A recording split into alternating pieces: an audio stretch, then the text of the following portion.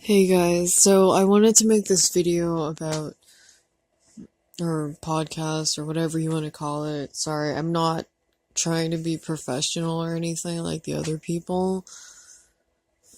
It's about your family and how to make them love you, how to make them obsessed with you, because I find that a lot of this stuff happens, this power seeking, it starts with your family, how you were raised. Not sure if this is true for everybody, but just the people that I have encountered, there's usually a deficiency within the family, so I just wanted to make this for people who can relate, because I know I can. I grew up in a very dysfunctional family where it is all about power, and there is a lack of morals and ethics. Not that, this channel really does have a lot of morals or ethics, let's be honest here. But I figured that I'd still make this video because a lot of people can relate to this.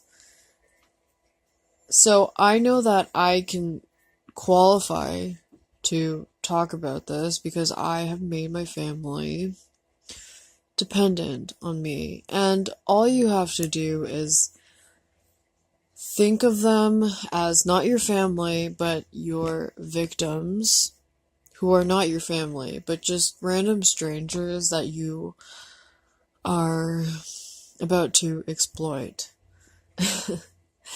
So you have to analyze each person in your family. Now, I come from a very big family, so I can't really keep track. I actually keep a little notebook. Each and every single person has a weakness, and some of them you aren't actually able to detect what their weakness is. And sometimes that is actually a sign that they are really, really covering something up. So all you have to do, figure out what their weakness is, and then provide that, but in a way where for family, it's different. You have to provide it where they need you to make them feel like they have it only in your presence. Okay? So, I'll give you an example of each and every single person in my family. I can't believe I'm actually going to say this out loud. And I really hope they don't find this video because I think I'd be fucked. So, I have this evil aunt, okay? And, here's the other thing. I'll actually tell you how I discovered the weakness, how I connected the dots, because a lot of people ask me about that too. And, I feel like I should talk about that. So I have an evil aunt. Her weakness is vanity. It was just very obvious that she's always talking about her admirers or whatever, maybe she made them up. And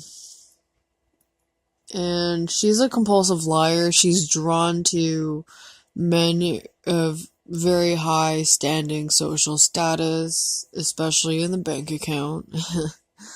She's constantly talking about them. She's a compulsive liar because I actually have caught her in some of her lies. For example, she told me that, she told me that there is this guy who, I can't really say much about, because then I would really be exposing myself, because I know she's into this power shit too. But there's a guy that she works with, and, he's obsessed with her, that's what she told me. And he is all flirty and whatever. But once I was with her and we actually bumped into him and he acted like he didn't even know who the fuck she was. He's like, oh, wait, how do I know you again? Okay, that's how I know she's a compulsive liar. So that says that she yearns for this kind of attention from a person, from a man specifically. Her husband does not give her that kind of attention either, and I don't blame him because of how she is. Actually, he gives it to me, which is kind of funny. So what I did for her to become dependent, and she's very, very dependent on me. I'm starting to really hate it, but I like it a lot, is I had to show her, not talk about it, because that just looks like really petty and stupid if you're constantly bragging about it. See, it's like a real person who's always trying to prove that they're real. A real person is real as long as they know they're real.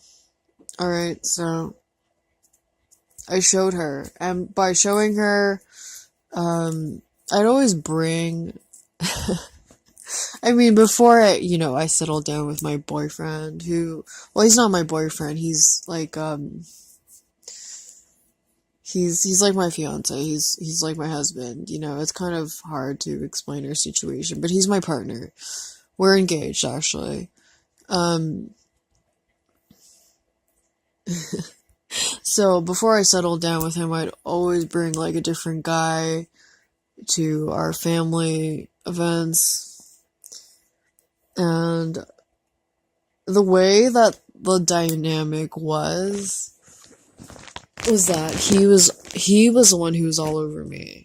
Because typically you always hear about, like, the woman's all over the guy. No, I had it completely turned around. And I would bring guys that I knew would act that way towards me. And then I always had this one friend. It was just perfect. Okay, this is going to be a long podcast, so sorry. But hopefully you guys are into it. Okay, so basically, I always had that one friend who was like, how do you get guys to act that way? Guys don't even pay attention to me. And she was a really good looking girl, okay? And I hear girls that say that all the time. It's really sad. I'm sorry to hear that. But she would see it. And I would give her little snippets of information. I'm not talking about the friend. The friend knows everything. Now she's in a happy, committed relationship. But I would give my aunt little snippets of information, like, look, you need to be this way, and there's a reason why, and is your relationship like this? Does this man act like this? And she'll say, yeah, oh my god. So you need to offer little snippets of information. Okay, so that's how I get her to be dependent on me. I feel like such an awful person for even doing this to my grandma, but my grandma was the queen bee of just narcissistic tendencies. Well, obviously for her, it's, being the almighty, she needs to feel needed, okay? This is like this is normal for elders. But I ask her to help me with things. Specifically, like, old-fashioned things, like, can you teach me how to cook? Because, like, I have to cook for my fiance, and it's just kind of like, I cook for me, but we have different diets, so it's natural that, oh, okay, well, I asked my grandma for advice, but she, as you grow older, like, kind of feel like you're not needed anymore because your kids are growing up. And so what I do is I ask her for advice. I make her feel useful. And okay, I just feel bad for even saying that, but at the same time I want to fulfill her needs too. For my mother, she is lacking in the intellect department, and financial literacy. So she sees it, like unconsciously, she sees that I'm doing well in school. I'm sort of like a jack of all trades. And she makes me fix things, and she asks me for advice. And it's always the other way around. Usually the daughter's asking, but she sees this, and other people come to me, so that's a social proof thing.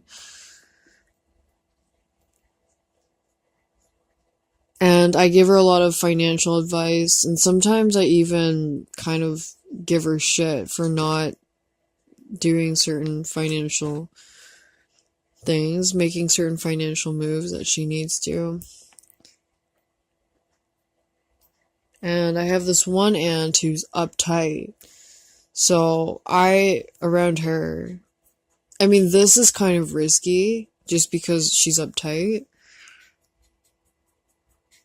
But I show her my wild side, and I'm flirtatious. I'm spontaneous. Sometimes I just get on a plane and I go somewhere. And I text her and I say, hey, do you want to come with me? I'm going to this place. So for her, she is not free psychologically, and I am. So you see, like, I just reflect what they don't have, or whatever they're deficient in, I am efficient in. So you just have to treat them like your victims that you would normally, psychoanalyze, and that you would normally, exploit, basically, make them obsessed with you. However, there is one issue with certain people and certain families. You won't be able to know